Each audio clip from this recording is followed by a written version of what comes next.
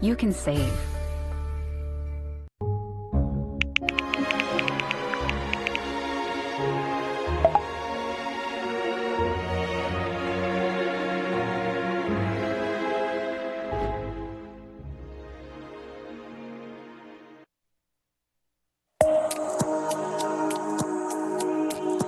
Just now is an absolute emergency. It's a life or death situation. Unfortunately, that's what we're seeing with a lot of our patients here. It's, we run around this unit many times just putting out fires. Tonight, more evidence the battle against coronavirus is far from over. I'm Nicole Livas. I'm David Allen. Let's take 60 seconds to get you up to speed. ODU is giving students a break. They're footing the $8.4 million bill to give rebates on housing, meals, and parking passes. The university has been closed since the outbreak started.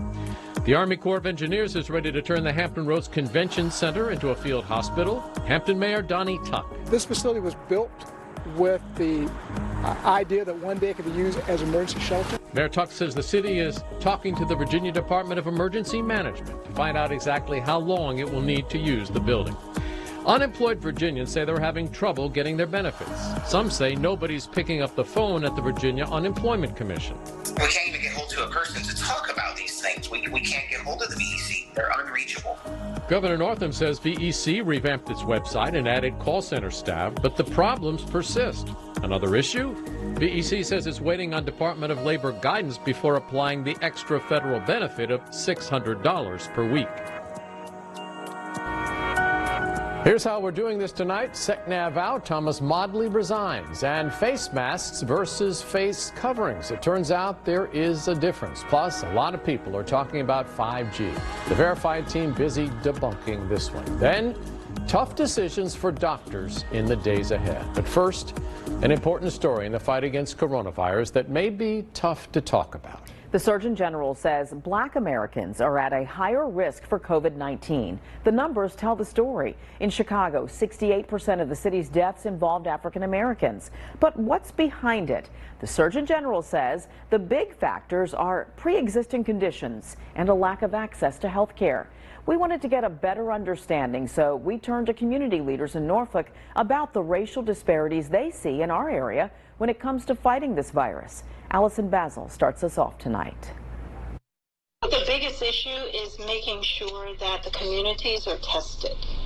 Norfolk State University Dean Cassandra Newby-Alexander says statistically racism is still a big part of African American health care. COVID-19 issue is just piling on to a 400-year history of healthcare disparities for African Americans. New and limited data in a recent New York Times article shows the majority of coronavirus deaths in Louisiana and Chicago are among blacks. I'm not surprised if you have the most health disparities. Deirdre Love founded the organization Teens with a Purpose. She worries if youth in the community will stay on track during the pandemic. The students don't all have Chromebooks, so they don't have access. Everybody doesn't have the same access. She works with her son Andre. Love says the CDC's call for masks also struck a chord after she emailed teens to come help at the community garden with a bandana mask. I didn't feel good about asking them to put a bandana across their face. They already had a stigma attached to it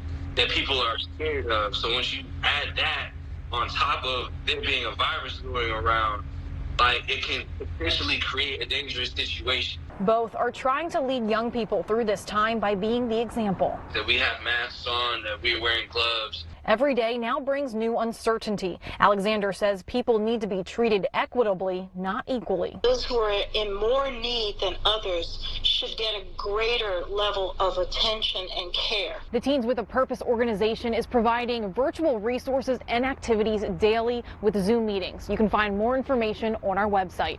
In Norfolk, Allison Basil, 13 News Now. Tonight, Thomas Modly is out of a job. The former acting Navy Secretary resigned. He fired the TR's captain and later called him stupid. That captain, by the way, dismissed after sounding the alarm about his sailors getting sick from coronavirus. The president is weighing in too, saying he had no role in Modly's resignation, saying it was, quote, unselfish of him to resign.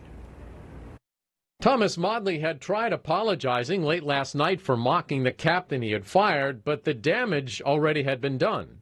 Monday, Modly flew to Guam to tell the crew why he fired the captain, belittling Crozier for the letter he had sent, pleading for help for his crew as the coronavirus spread through the ship. It was a move Modly called a betrayal in a recording secretly provided to Task and Purpose. If he didn't think that information was going to get out into the public in this information age that we live in, then he was A, too naive or too stupid to be the commanding officer of a ship like this. That what the bleep you hear at the end is a crew member listening to Modly in a separate room. While the Secretary of Defense accepted Modly's resignation, President Trump earlier today said he wouldn't have asked for it. Your secretary probably shouldn't have said quite what he said. He didn't have to resign, but he felt it would be better for the country. Army Undersecretary Jim McPherson will now serve as the acting Secretary of the Navy. Well, it's become the unintentional fashion trend, people covering their faces in hopes of slowing the spread of COVID-19. The CDC and the DoD both recommend cloth face coverings for now, but how effective is it, and what's the difference between a mask and a face covering anyway? Mike Duffy is helping us out with that tonight. It's another way we are spreading facts, not fear. State and federal officials are now recommending face coverings. And we know it's confusing because before we were hearing we don't need anything. So let's break it down. Masks are in short supply and need to be saved for medical professionals. But as for face coverings, there's limited evidence showing they could help reduce disease transmission. As Dr. Michael Roizen of the Cleveland Clinic explains, it's not as much about protecting your own health. You're protecting other people. It doesn't protect you very much. It does protect others. The primary role of face coverings is to reduce the release of infectious particles into the air when someone speaks, coughs, or sneezes. The idea is to prevent people who have COVID-19 but are asymptomatic from spreading the virus. Keep in mind, though, health officials say you must still practice social distancing and limit your outings to only when absolutely necessary. Last night, we showed you how to make your own face covering. The instructions are posted on 13newsnow.com, and believe it or not, it's pretty easy. A lot of stuff you see in your feed about the coronavirus just isn't true, like this. There's a post going around saying if you boil orange peels and inhale the steam, it can prevent you from getting the virus. Well, we're going to say to this one, that is false. There is no proof that there is anything you can ingest or inhale to prevent you from getting the virus. Someone on Facebook claims the head of chemistry and biology at Harvard was arrested for making and selling the coronavirus to China. That also is false. The DOJ said in January Dr. Charles Lieber was arrested for allegedly misleading authorities about his connection to Wuhan University, a recruiting program there. It had nothing to do with COVID-19. And we've seen construction continue across the region. Are they considered essential? Well, it turns out they are essential. Not only that, building suppliers are considered essential since they provide the supplies necessary for construction to continue.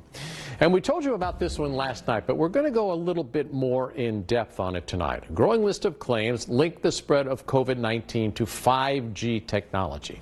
So what's the deal here? We put the Verify team to work, and here's what Jason Puckett found out. So we're talking about 5G. That's the 5th generation of wireless cellular technology. Now, 5G uses new tech to send faster signals to your devices. Supporters claim speeds that are 2 to hundreds of times faster than existing cell tech. And providers have been building 5G towers in the U.S. and other countries since early 2018. So why are we talking about 5G and COVID-19? Well, there are multiple claims right now that link the spread of the virus to the spread of 5G technology across the world. Let's break down a few. This video being shared claims to show a group of people in China tearing down a 5G tower. That's false. It is a real video from China, but it's from last year during protests in Hong Kong. Here's the same video on The Guardian in August, months before the coronavirus was spreading. It shows protesters tear down a smart lamppost with cameras and surveillance tech, so it's not even a 5G tower. Claim false. Then there's this long post going around. This screen grab is actually from Woody Harrelson's Instagram before he deleted the post. It makes a lot of claims. The main one, though, that Wuhan, China, where COVID-19 was first reported, was also, quote, China's first 5G smart city, and that the, quote, epidemic only became rapidly more severe as the numbers of 5G antennas skyrocketed. So did COVID-19 numbers only get worse as more 5G tech was installed? No. Chinese media shows that Wuhan was one of China's first 5G smart cities, but they've been rolling out technology since February 2018. That's more than 2 years ago. And the installation of some 5G tech has been halted as quarantines went into effect. So they had plenty of 5G before the virus, and the virus didn't become more severe as more towers were built. Claim false. It's also worth noting some of the countries with relatively high COVID-19 cases, like France and Iran, don't have any 5G tech currently installed. FCC Commissioner Brendan Carr called out the claims that link COVID-19 to 5G as being, quote, from the most dangerous depths of tinfoil hatland. He said that COVID-19 is not spread by radio waves. And this is important. These claims linking COVID-19 and 5G are just combining two unrelated things and trying to frighten people. There is a separate story here as researchers look into the long-term effects of 5G, but it has nothing whatsoever to do with COVID-19. It's unfortunate that millions of people and celebrities are sharing these ideas, so if you see more out there, send us an email and we'll find out what's true. With Dear Verify, I'm Jason Puckett.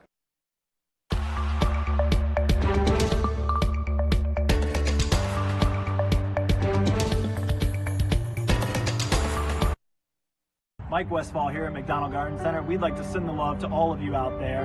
We miss you and we love you. Hunt Club Farm and all of our animals on the farm, including our newest addition Sunday, are sending lots of love to the Hampton Roads community.